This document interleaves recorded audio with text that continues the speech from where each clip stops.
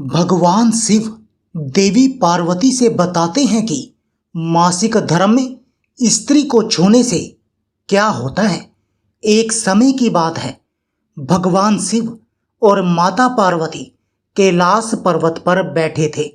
तभी माता पार्वती ने भगवान शिव से कहा, स्वामी, मेरे मन में दो प्रश्न उठ रहे हैं जिनके उत्तर मैं आपसे जानना चाहती हूँ। तब भगवान शिव ने कहा, पूछो देवी, आपके मन में क्या प्रश्न उठ रहे हैं। तब माता पार्वती कहती हैं, हे स्वामी, किस श्राप के कारण स्त्रियों को मासिक धर्म की पीड़ा सहन करनी पड़ती है। और मेरा दूसरा प्रश्न ये है, प्रभु की एक रजवशाला स्त्री को कौन से कार्य नहीं करने चाहिए जिससे उन्हें पाप लगता है। भगवान शिव कहते हैं, हे देवी, आज तुमने मानव जाति के कल्याण के लिए बहुत ही उत्तम प्रश्न किया है। तुम्हारे इन सभी प्रश्नों का उत्तर तुम्हें माधव ब्राह्मण की इस प्राचीन कथा से प्राप्त हो जाएंगे। इस महान कथा का स्मरण करने मात्र से ही समस्त पापों का नाश होता है। जो भी पति पत्नी इस कथा को ध्यान पूर्वक सुनते हैं उन्हें सौभाग्य की प्राप्ति होती है। इसलिए हे देवी, आप भी इस कथा को ध्यान पूर्वक सुनिए। माता पार्वती कहती है, हे प्रभु, ये माधव ब्राह्मण कौन थे, उनका आचार विचार कैसा था, मैं इस कथा को अवश्य सुनना चाहती हूँ। कृपया आप इस कथा को मुझसे कहिए, मैं इसे ध्यान पूर्वक पूरा अवश्य सुनूंगी। भगवान शिव कहते हैं, हे देवी, पूर्व काल की बात है, मध्य देश में एक अत्यंत सुंदर नगरी थी। उस नगरी में माधव नाम के ब्राह्मण रहा करते थे। माधव को समस्त शास्त्रों और वेदों का ज्ञान था। वे परम बुद्धिमान, गुणवान तथा धर्म कार्य में हमेशा तत्पर रहता था। सभी वर्गों के लोग उन्हें बड़ा सम्मान देते थे। वह प्रतिदिन यज्ञ, दान, धर्म तथा संध्या उपासना किया करते थे। वे पशु, पुत्र, बंधु बांधव तथा धन संपत्ति से संपन्न थे। उसकी पत्नी का नाम सुजाता था। वे भी अत्यंत रूपवान, चरित्रवान, गुणवान तथा पतिव्रता स्त्री थी। फिर एक दिन उस पंडित ने अपने घर बहुत बड़े यज्ञ का अनुष्ठान करवाया और अनेक ऋषि मुनियों को स्वयं जाकर निमंत्रण दिया और उस नगरी में निवास करने वाले समस्त मनुष्यों और ब्राह्मणों को उसने यज्ञ तथा भोजन के लिए बुलाया। फिर उस दिन अनेक ऋषि मुनि और उस नगरी के समस्त ब्राह्मण उसके घर पर आए। उस पंडित ने सभी का आदर सत्कार किया। फिर उसने सभी को घर के अंदर बुलाया और आसन पर बिठाकर भोजन कराया। ऋषि मुनियों और ब्राह्मणों को भोजन कराने के बाद उसने भगवान शिव का स्मरण करते हुए सभी को कपड़ों आदि का दान करके विदा किया। वे सभी माधव पंडित को आशीर्वाद देकर वहां से चले गए। उसके बाद उसने अपने परिवार के बंधु बांधवों तथा अमीर, गरीब और भूखे लोगों को भोजन करवाया। इस प्रकार से सभी को भोजन कराने के बाद और अनुष्ठान से निवृत्त होकर जब वे पंडित अपने घर के द्वार के सामने खड़ा था तो उसने देखा कि उसके घर के सामने एक बकरी और सांड बातें कर रहे थे। उस पंडित ने उस बकरी और सांड की पूरी बात सुनी तो उसे बड़ा आश्चर्य हुआ। वह बकरी और सांड उसके माता पिता ही थे जो पिछले जन्म के पाप के कारण इस जन्म में बकरी और सांड बन गए थे। तब वह पंडित मन ही मन सोचने लगा, ये दोनों तो साक्षात मेरे माता पिता ही हैं जो मेरे घर पर पशु बनकर आए हैं। किस कारण से इन दोनों को पशुओं का शरीर प्राप्त हुआ है, अब इनके उद्धार के लिए मैं क्या करूं। इस प्रकार मन में विचार करते हुए उस पंडित को रात भर नींद नहीं आई और वह रात भर भगवान शिव का स्मरण करते हुए सोच विचार करने लगा। उसने सोचा, मेरे माता पिता की मुक्ति का उपाय केवल ऋषि श्रृंगी ही बता सकते हैं। फिर सुबह होते ही माधव पंडित स्नान आदि कार्य से निवृत्त होकर ऋषि श्रृंगी के आश्रम पहुंच गया और आश्रम पर पहुंचते ही ऋषि श्रृंगी ने माधव पंडित का स्वागत किया और कहने लगे, हे पंडित जी, आज किस कारण से आपका हमारे आश्रम में आगमन हुआ है? आपके मुखमंडल पर ये कैसी उदासी छाई हुई है? बताओ, आपके दुख का क्या कारण है? फिर माधव पंडित कहता है, हे गुरुदेव, आपके श्री चरणों में सादर प्रणाम। आपके दर्शन से आज मेरा जन्म सफल हो गया है। हे गुरुदेव, आज मैं आपके पास एक जटिल प्रश्न लेकर आया हूँ। कृपया आप ही मुझे इस कष्ट से बाहर निकाल सकते हैं। मैं अत्यंत दुखी और दुर्बल हो गया हूँ। ऋषि श्रृंगी कहते हैं, पंडित जी, चिंता न करें, तुम्हारे जो भी प्रश्न हैं निसंकोच होकर पूछो, मैं अवश्य तुम्हारी समस्या का समाधान करूंगा। फिर माधव पंडित कहता है, हे गुरुदेव, कल मैंने अपने घर पर शिव चर्चा रखी तथा अनेक ब्राह्मणों को और भूखे लोगों को भोजन कराया। विधि पूर्वक भगवान शिव का पूजन किया। फिर मेरे द्वार के ठीक सामने एक बकरी और सांड आया। वह दोनों मेरे घर के सामने खड़े होकर बातें कर रहे थे। सबसे पहले बकरी उस सांड से इस प्रकार से कहने लगी, हे स्वामी, आज जो घटना घटी उसे ध्यान से सुने। हमारे पुत्र के घर में ब्राह्मणों के भोजन के लिए जो दूध रखा हुआ था, उस दूध में एक सांप ने अपना जहर उगल दिया, जिसे देखकर मुझे बड़ी चिंता होने लगी। इस दूध से भोजन बनने वाला था। अगर सभी लोग उस दूध को पी लेते तो उनकी मृत्यु हो जाती। इसलिए मैंने उस बर्तन से सारा दूध पी लिया और जब बहू की दृष्टि मुझ पर पड़ी तो उसने मुझे खूब पीटा, जिससे मेरा अंग भंग हो गया। मुझे बहुत पीड़ा हो रही है। इसी कारण से मैं लड़खड़ाते हुए चल रही हूँ और मुझसे ये पीड़ा सहन नहीं हो रही है। बकरी की बात सुनकर वह सांड बहुत दुखी हुआ और वह खुद का वृतांत सुनाने लगा। हे प्रिय, अब मैं तुम्हें अपने दुख का कारण सुनाता हूँ। मैं पूर्व जन्म में इस माधव पंडित का पिता था। आज उसने सभी ऋषि मुनियों और ब्राह्मणों को भोजन कराया, किंतु उसने मेरे सामने थोड़ी सी भी घास नहीं डाली और न मुझे जल पिलाया। इसी कारण से मैं बहुत दुखी हो गया हूँ। फिर माधव पंडित कहता है, इस प्रकार से अपने माता पिता को बकरी और सांड के रूप में ऐसी बातें करते देखकर मुझे बड़ा दुख हुआ और मुझे रात भर नींद नहीं आई। हर क्षण मुझे चिंता सता रही है। मैंने कभी कोई पाप नहीं किया है। हमेशा ही मैंने धर्म के कार्य किए हैं।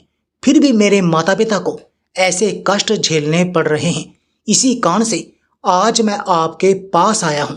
कृपया आप अपनी योग शक्ति से पता करके मुझे बताइए, किस कारण से मेरे माता पिता की ऐसी दुर्दशा हुई है और उनकी मुक्ति के लिए मुझे कौन सा कर्म करना चाहिए।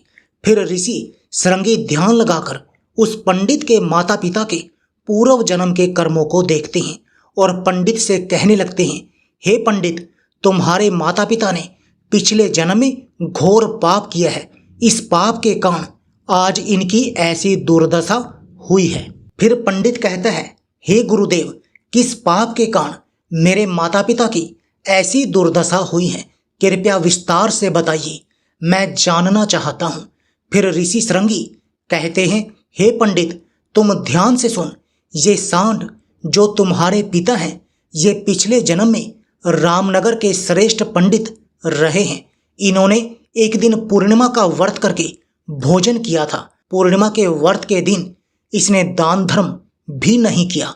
इसने अपने द्वार पर आए भूखों को कभी भोजन नहीं खिलाया। उसने अपने पितरों का श्राद्ध तर्पण भी विधि पूर्वक नहीं किया। तुम्हारे पिता ने पिछले जन्म में मासिक धर्म के दौरान ही तुम्हारी माता के साथ संबंध बनाया था और इसी पाप के कारण इस जन्म में सांड का रूप प्राप्त हुआ है। अब तुम्हारी माता के बारे में सुनो। तुम्हारी माता ने रजवशाला होते हुए भी भोजन बनाया। मासिक धर्म के दौरान ही इसने भगवान की पूजा की, तुलसी को जल चढ़ाया। रजवशाला होते हुए भी उसने भगवान को भोग लगाया।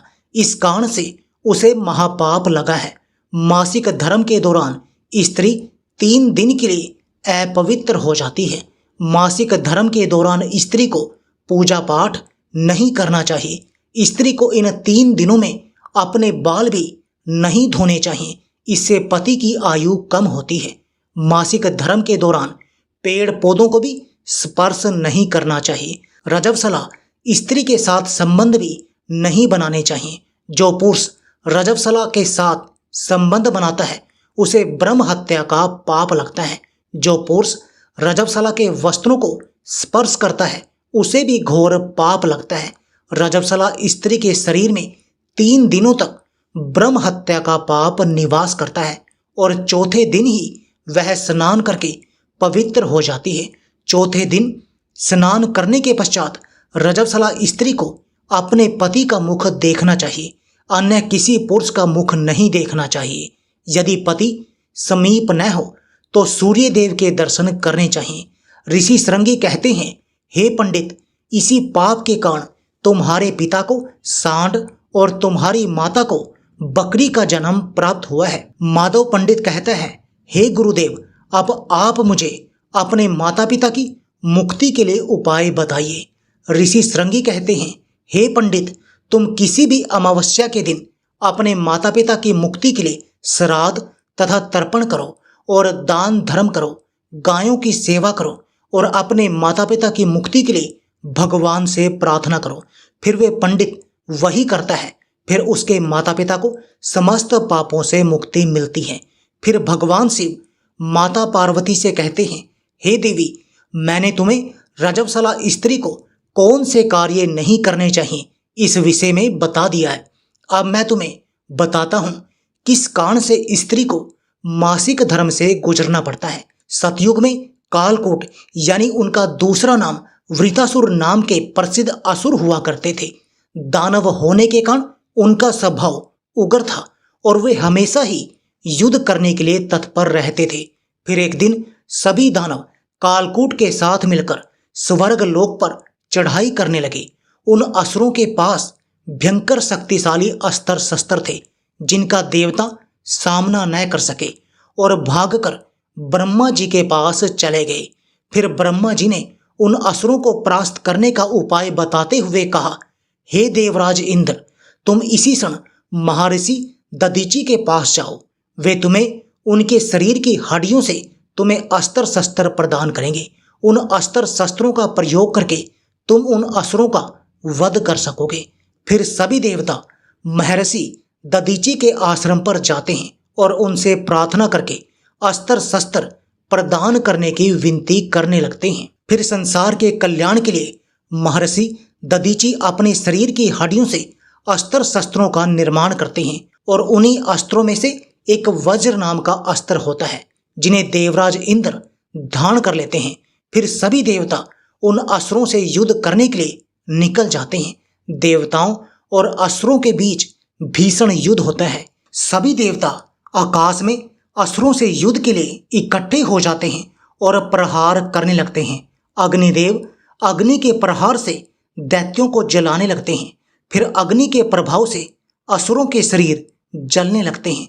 फिर वरुण देव जल की वर्षा से असुरों को डुबो देते हैं जिससे असुर त्राही त्राही करने लगते हैं। अनेक दिनों तक इस प्रकार से देवताओं और असुरों में भीषण युद्ध चलने लगता है। देवराज इंद्र और कालकूट आमने सामने आ जाते हैं। इन दोनों के बीच भीषण युद्ध होने लगता है और फिर देवराज इंद्र अपने वज्र का प्रहार करके कालकूट को मार डालते हैं। वृतासुर की मृत्यु होते ही उसके शरीर से ब्रह्म हत्या बाहर निकलती है और देवराज इंद्र का पीछा करने लगती है। फिर वह ब्रह्म हत्या इंद्र के शरीर में प्रवेश कर जाती है जिससे इंद्र को ब्रह्म हत्या का पाप लगता है। फिर देवराज इंद्र ब्रह्मा जी के पास जाते हैं और उनसे ब्रह्म हत्या से छुटकारा पाने के लिए कहते हैं। फिर ब्रह्मा जी उस ब्रह्म हत्या को देवराज इंद्र के शरीर से बाहर निकलने की आज्ञा देते हैं और वह ब्रह्म हत्या इंद्र के शरीर से बाहर निकलकर ब्रह्मा जी से कहने लगती है, हे परमपिता, अभी तक मैं वृतासुर के शरीर में निवास कर रही थी क्योंकि उसने अनेक ब्रह्म हत्याएं की थी। जब इंद्र ने उसकी हत्या कर दी तो मैं इंद्र के शरीर में निवास करने लगी। अब आप ही मुझे उचित स्थान दीजिए जहां पर मैं रह सकूं। फिर ब्रह्मा जी कहने लगे, हे ब्रह्महत्या, मैं तुम्हें उचित स्थान देता हूं। फिर ब्रह्मा जी ने ब्रह्महत्या के 4 भाग कर दिए और कहा, ब्रह्महत्या, तुम्हारा एक भाग अग्नि के भीतर रहेगा। जो भी मनुष्य अग्नि को आहुति नहीं देगा तो उसके शरीर में प्रवेश कर जाना। तुम्हारा दूसरा भाग जल के भीतर रहेगा। जो भी जल में गंदगी फैलाएगा अथवा जल में मल मूत्र किया करेगा, तुम उसके शरीर में प्रवेश कर जाना। तुम्हारा तीसरा भाग पेड़ पौधों में रहेगा। जो भी मनुष्य बिना कारण ही वृक्षों को काटेगा उसे भी ब्रह्म हत्या का पाप लगेगा। फिर ब्रह्मा जी ने अप्सराओं को अपने पास बुलाया और कहा, हे अप्सराओं, इस ब्रह्म हत्या का 1/4 भाग तुम ग्रहण करो। अप्सराएं कहने लगी, हे प्रभु, आपकी आज्ञा से हम इसे ग्रहण करने के लिए तैयार हैं, किंतु हमें भी इससे मुक्ति का उपाय बताइए। फिर ब्रह्मा जी कहने लगे, हे अप्सराओं, जो भी पुरुष रजवशाला स्त्री के साथ संबंध बनाएगा उसके अंदर ये ब्रह्म हत्या प्रवेश कर जाएगी। इस प्रकार से ब्रह्म हत्या के 4 भाग हो गए, एक अग्नि में, दूसरा जल में, तीसरा पेड़ पौधों में और चौथा स्त्रियों के अंदर प्रवेश कर गया। इस ब्रह्म हत्या के पाप के कारण स्त्रियों को मासिक धर्म होता है। जो भी पुरुष मासिक धर्म के दौरान किसी स्त्री को स्पर्श करता है अथवा उनके साथ संबंध बनाता है उसे ब्रह्म हत्या का पाप लगता है। भगवान शिव कहते हैं, हे देवी, इस प्रकार से मैंने आपको स्त्री के रजवशाला होने के पीछे के कारण और रजवशाला स्त्री को कौन से कार्य नहीं करने चाहिए आदि के विषय में बता दिया है। फिर माता पार्वती कहती हैं, हे स्वामी, आज आपने मुझे बहुत ही महत्वपूर्ण ज्ञान दिया है। मैं भी आपको वचन देती हूँ, जो भी स्त्री मासिक धर्म के दौरान पूजा पाठ करेगी और पति के साथ संबंध रखेगी उसके घर में मैं कदापि प्रवेश नहीं करूँगी। दोस्तों, वीडियो पसंद आई हो तो लाइक कीजिए, चैनल को सब्सक्राइब कीजिए और कमेंट बॉक्स में लिख दीजिए हर हर महादेव। फिर मिलते हैं नेक्स्ट वीडियो के साथ। धन्यवाद।